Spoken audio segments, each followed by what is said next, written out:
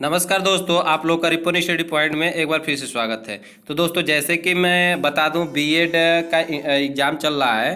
तो ये 100 paper code DDU BED 107 number paper code का आज पेपर था, जो 27 तारीख को था, 27 जून को। तो इसका मैं आंसर की बताने वाला हूँ। ये पुस्तक सीरीज बी है, जो कि आप लोग का जो भी पुस्तक सीरीज होगा उसके अकॉर्डिंग आप लोग क्वेश्चंस के अकॉर्डिंग मिला लीजिएगा। इसमें क्वेश्चन देखिएगा और उसमें अपना क्वेश्चन मिला लीजिएगा, क्योंकि हर एक सीरीज का क्वेश्चन अलग अलग होता है, आप लोग को पता ही है। तो चलिए, पहला नंबर क्वेश्चन से हम स्टार्ट करते हैं और देखते हैं इसमें कौन सा क्वेश्चन सही है। तो फिर बुद्धि लब्धि अवधारणा के प्रथम प्रतिपादक कौन थे? तो बुद्धि लब्धि अवधारणा के प्रथम प्रतिपादक विलियम स्टर्न थे। ऑप्शन नंबर डी सही है। ठीक, आगे चलते हैं क्वेश्चन नंबर 2 पे। निम्नलिखित में से विचलनशीलता की माप के रूप में कौन सा सही है? तो इसका नमूना चयन दृष्टि सही है। क्वेश्चन नंबर 3 चलते हैं। व्यवस्थित आंकड़ा 8, 7, 6, 5, 6, 10, 8, 6 का बहुलक कौन सा है? तो इसका बहुलक 6 है, क्योंकि इसमें 6 सबसे ज़्यादा बार आया है। कितनी बुद्धि लब्धि वाले को जड़ बुद्धि कहा जाता है? तो इसका आंसर है ऑप्शन बी, 0 से 25। क्वेश्चन नंबर 5 की तरफ चलते हैं और यहाँ देखते हैं 5वां नंबर क्वेश्चन कर रहा है। अव्यवस्थित प्राप्तांक 9, 8, 12, 10, 11, 11 का मध्यांक क्या है? यानी कि मीडियन यहाँ पे पूछ रहा है, तो इसका मीडियन हो जाएगा 11। आगे चलते हैं क्वेश्चन नंबर 6 की तरफ। क्वेश्चन नंबर 6 का आता है, निम्नलिखित में से कौन सा केंद्रीय प्रवृत्ति की माप केंद्रीय प्रवृत्ति का विश्वसनीय माप है? विश्वसनीय माप है, तो इसका आंसर हो जाएगा ए। ठीक, आगे चलते हैं क्वेश्चन नंबर 7 की तरफ। तो क्वेश्चन नंबर 7 में भी निम्नलिखित में से कौन सा विचलन का विश्वसनीय माप कहा जाता है? तो ये भी प्रमाणिक विचलन, ऑप्शन ए सही हो जाएगा। क्वेश्चन नंबर 8 कह रहा है, जब किसी यक्ष में वृद्धि करने पर चर y में वृद्धि होती है, अथवा चर x में कमी करने होने पर चर y में भी कमी होती है, तो इस प्रकार के सहसंबंध को कहते हैं। तो इस प्रकार के सहसंबंध को धनात्मक सहसंबंध कहते हैं। आगे चलते हैं क्वेश्चन नंबर 9 की तरफ।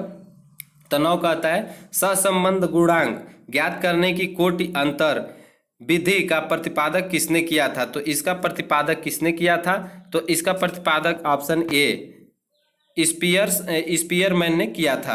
आगे चलते हैं, निम्नलिखित में से कौन वस्तुनिष्ठ परीक्षण का दोष है? तो वस्तुनिष्ठ परीक्षण का दोष ऑप्शन सी है, उत्तर का अनुमान लगाने की संभावना। आगे चलते हैं क्वेश्चन नंबर 11 की तरफ। वस्तुनिष्ठ परीक्षण में निम्नलिखित में से कौन सी विशेषता होनी चाहिए? तो इसमें कौन सी विशेषता होनी चाहिए?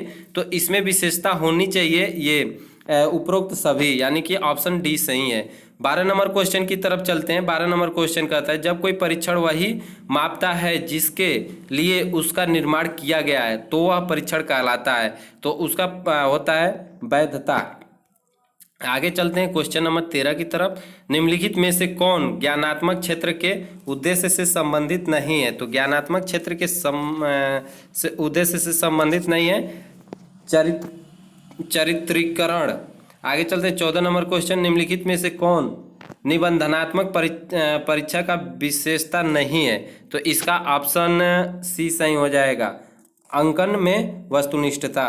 ठीक, आगे चलते हैं क्वेश्चन नंबर 15 में कहते हैं, समंक 3, 7, 8, 9, 9, 10, 17 के लिए मध्यांक व बहुलक है। तो ये ऑप्शन ए सही हो जाएगा, 9, 9 और 9। 16 नंबर क्वेश्चन कहता है, किस उपागम में संख्याओं का उपयोग होता है? तो ये होता है ऑप्शन सी, संख्यांकी में। आगे चलते हैं 17 नंबर क्वेश्चन की तरफ। तो 17 नंबर कहता है, उच्चतम प्राप्तांक और निम्नतम प्राप्तांक के बीच के अंतर को प्रसार कहते हैं। तो शायद ही किसी का गलती हुआ होगा, ये बहुत ही लड्डू क्वेश्चन था। आगे चलते हैं, बुद्धि लब्धि IQ के परिकलन का सूत्र, ये भी सभी लोग लगभग याद ही कर लिए होंगे, ऑप्शन बी सही है। 19 नंबर क्वेश्चन, मूल्यांकन की प्रक्रिया है। तो मूल्यांकन की प्रक्रिया गुणात्मक तथा परिणात्मक दोनों है। ठीक, ये ऑप्शन सी सही हो जाएगा, सी सही हो जाएगा। उसके बाद से 20 नंबर क्वेश्चन, निर्माणात्मक मूल्यांकन का उद्देश्य है। तो निर्माणात्मक मूल्यांकन का उद्देश्य छात्रों के प्रगति का पता लगाना। अब चलते हैं क्वेश्चन नंबर 21 की तरफ। दोस्तों वीडियो अच्छा लग रहा है तो लाइक करिएगा, अपने यार दोस्तों में भी शेयर करिएगा ताकि वो लोग भी अपना आंसर की का पता लगा सके। आगे चलते हैं। अब क्वेश्चन नंबर 21 का आता है मापन के कितने स्तर होते हैं? तो मापन के 4 स्तर होते हैं। आगे भार कौन सा चर है? तो भार सतत चर होता है, भार सतत चर होता है। आगे 23 नंबर क्वेश्चन विद्यार्थियों को उनके लिंग भेद के आधार पर 2 वर्गों में बांटना किस प्रकार का मापन है? तो ये मापन जो है 23 नंबर क्वेश्चन का मापन क्रमिक मापन होता है। ठीक, क्रमिक मापन होता है। आगे चलते हैं 24 नंबर क्वेश्चन।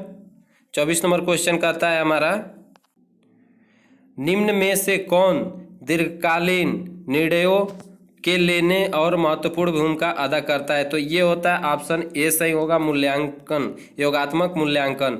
आगे चलते 25 नंबर क्वेश्चन प्रासंगिक अंतर्बोध परीक्षण के प्रतिपादक कौन थे? तो प्रासंगिक इसका प्रतिपादक थे मुर्रे एवं मॉर्गन। आगे 25 नंबर क्वेश्चन, 25 नंबर क्वेश्चन हमारा कहता है प्रासंगिक अंतर्बोध परीक्षण के प्रतिपादक, तो 25 नंबर हो गया मुर्रे एवं मॉर्गन। 26 नंबर क्वेश्चन केंद्रीयवर्ती मान कितने प्रकार के होते हैं? तो ये 3 प्रकार के होते हैं। ठीक, आगे 27 नंबर क्वेश्चन प्रक्षेपीय तकनीक का प्रयोग किसके मापन के लिए किया जाता है? तो प्रक्षेपीय इसका किया जाता है व्यक्तित्व मापन के लिए। आगे अल्पकालीन निर्णयों को लेने में कौन सा सहायक होता है? तो इसका होता है संरचनात्मक मूल्यांकन। ठीक, इसका होता है संरचनात्मक मूल्यांकन। सॉरी दोस्तों, इधर हो जा रहा है पीछे, तो आगे चलते हैं। अब हम आगे बढ़ते हैं। क्वेश्चन नंबर 29 के तरफ निम्न में से कौन मापन का स्तर नहीं है? तो इसमें मापन का स्तर समानुपातिक स्तर नहीं है। 30 नंबर क्वेश्चन मापन किसे कहते हैं? तो मापन ऑप्शन सी से इसका प्राप्तांकों का औसत होता है। 31 नंबर क्वेश्चन कहता है निम्न में से कौन एक अच्छे परीक्षण का विशेषताओं से भिन्न है? तो इसका होता है ऑप्शन डी सही, अभिक्षमता। अभिक्षमता इसका सही आंसर है। आगे चलते हैं क्वेश्चन नंबर 32 की तरफ। तो 32 कहता है रचनात्मक मूल्यांकन का मुख्य प्रयोजन है। तो इसका 32 का सही आंसर बी होगा, सतत मूल्यांकन करना। 33 नंबर क्वेश्चन होता है रोर्स का प्रक्षेपी परीक्षण किसके मापन हेतु अविकल्पित है? तो इसका आंसर डी सही है, जो कि उपयुक्त सभी होगा। 2 चरों के बीच सहसंबंध के गुणांक का परिसर है तो +1 से -1 तक। आगे 35 नंबर क्वेश्चन निम्नलिखित में से कौन स्थानांतरित औसत है? तो फिर इसका आंसर होगा बी, माध्यिका। ठीक दोस्तों, पसंद आ रहा हो वीडियो तो इस चैनल को जरूर सब्सक्राइब करिएगा आप लोग, क्योंकि इसके माध्यम से मैं आप लोग को हर एक चीज़ें प्रोवाइड कराता रहूँगा आगे भी।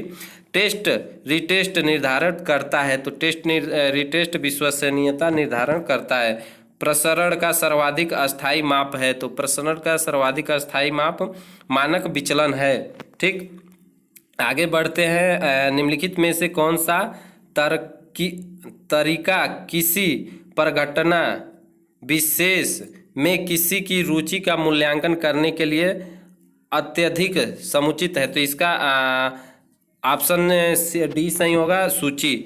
नीचे चलते 39 नंबर क्वेश्चन की तरफ। निम्नलिखित में से कौन सा पद विश्लेषण से संबंधित नहीं है? तो इसका ऑप्शन सी सही हो जाएगा, विश्वसनीयता। आप क्वेश्चन 40 की तरफ और लास्ट क्वेश्चन है दोस्तों। अभी इस चैनल पे आप बने तो चैनल को सब्सक्राइब कर लीजिए, क्योंकि इसके माध्यम से मैं आप लोगों को हर एक चीज़ें नोटिस देता रहता हूँ।